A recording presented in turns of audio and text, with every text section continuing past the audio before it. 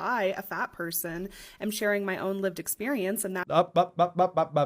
Wait. Full stop. Matt Damon. Full stop.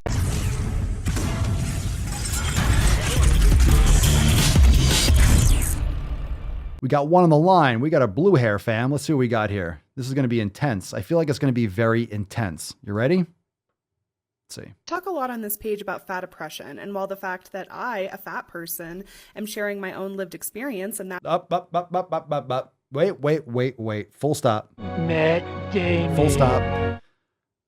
Fuck your lived experience. I'll say it.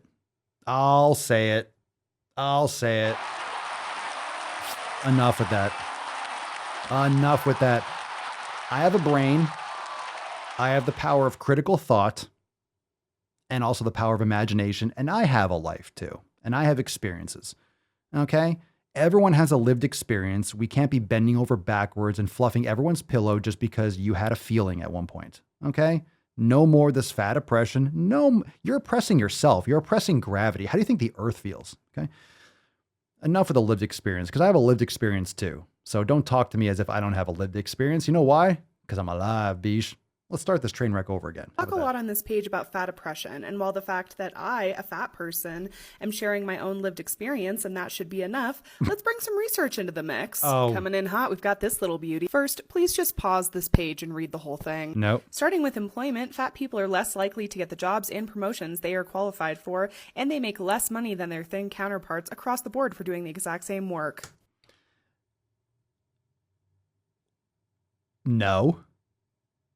No, if you don't get a job because you're fat, you're obviously not qualified for it.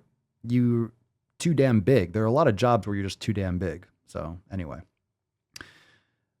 maybe is this something? I'm not going to read that study. I'm not going to go through and do what she says because that's all she wants you to do is just control you. But maybe it's women. Maybe you're finding this pay disparity because of women and time off and stuff like that because the gender pay gap, but it's also because women take time off for childbirth. And when you adjust the data, it balances out. Fat people are denied health insurance and medical care. They frequently experience medical malpractice and medical negligence, and they just generally receive a far lower quality of medical care across the board. 2001. If you are a fat student, it is likely that you will be graded more harshly than your thin peers. And if you're a fat teacher, it is less likely that you will be respected. This one. Okay. First off, how can you less likely that you'll be respected? I don't even know how they're even gathering that information. If you're fat, less respected, I would understand that.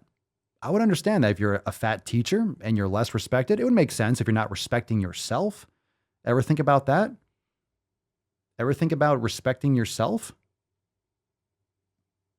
Humans have other senses. We can sense when someone is just doesn't care about their body. I don't even know what this means. Be summarized as just treating fat people like shit, obviously.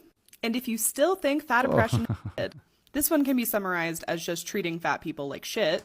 Oh, interpersonal relationships, just treating fat people like shit. You're treating yourself like shit.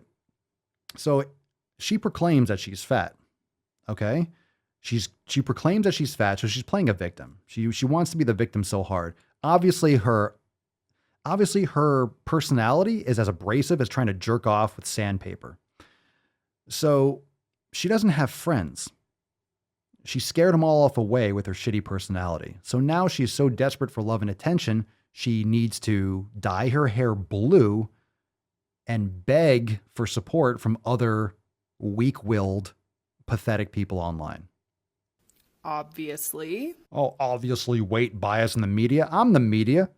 Papa Swolio is the media. Weight bias. Lose some fucking weight, but do it the right way. Change your fucking habits. Stop complaining that you trashed your body. You don't like the outcome of your habits? Shocker, a lot of people don't. You know what people that are successful do? They change their habits, they shut the fuck up, they put in the work, and they get better results. Continue. Let's keep on listening to this. And if you still think fat oppression is bullshit, hop on over to Harvard's implicit attitudes test and take their one on fatness. Okay.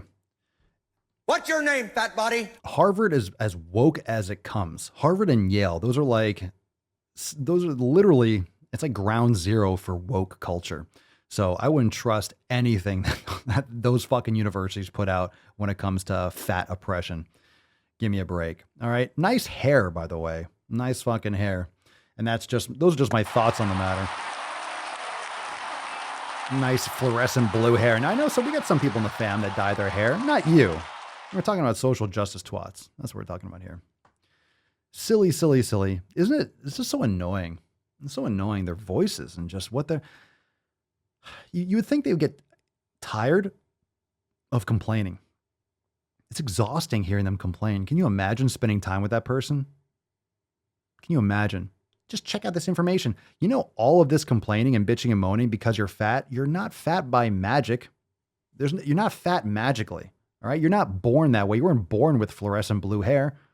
You're not magically fat. What have you been doing? I want to know. I want to know what this girl does. I want to know what this girl does every day. I want to know everything. I want to know what she eats. I want to know what her habits are like. I want to know everything. Guarantee we could expose everything. And here's the problem. If she's a fat influencer, she's not inspired, or she's not encouraged. She has no incentive to lose the weight because she has her following from being pro-fat. So she is not actually defending obesity. She's promoting obesity. It's the opposite. So she's going so hard in favor of like, well, I could be fat and just the way. Fine. You want to be not discriminated against? You want to make the same money? You're still fat and you're going to die from diabetes or lose a foot or go blind or have a heart attack. Like, you're going to have these fucking problems whether you change the language or get a little bit more money in your job. And most of that stuff, like the pay gap and all that stuff, is fucking bullshit once you normalize it and you actually get into the data. Most people don't realize how deep the scientific rot goes for a lot of these studies and how they're getting these tests and what kind of like feedback what questions they're asking. If it's just general questions, how the questions are worded. I don't have the time nor the inclination to go through those fucking fat studies because you don't have to deal with that shit if you understand that it's your daily fucking habits. You change those habits, it's going to change your life, and you don't have to worry about what a study said about a fat person. Get healthier. You don't have to worry about it. We stay woke, but y'all sleep. Real mode, but y'all sheep. Out in public, she a good girl, but at the crib, she a real freak. New throne for the new king. Same kid, now my streets go. Same gang, got the cheat code. I said stay woke, we in real mode. I said stay woke, real mode. Stay woke, real mode. I said stay woke, real mode. Stay woke, real mode. I said stay woke, real mode. Stay woke, real mode. I said stay woke, real mode. Stay woke, real mode. Hey, y'all some jokers, y'all a bunch of clowns. You will not get a laugh out of me. You can talk, but you can't denounce. I live a different theology. Why I transferred to a new account? You just fucked over a prodigy. Posted up with a rented crown. You are the king in the politics.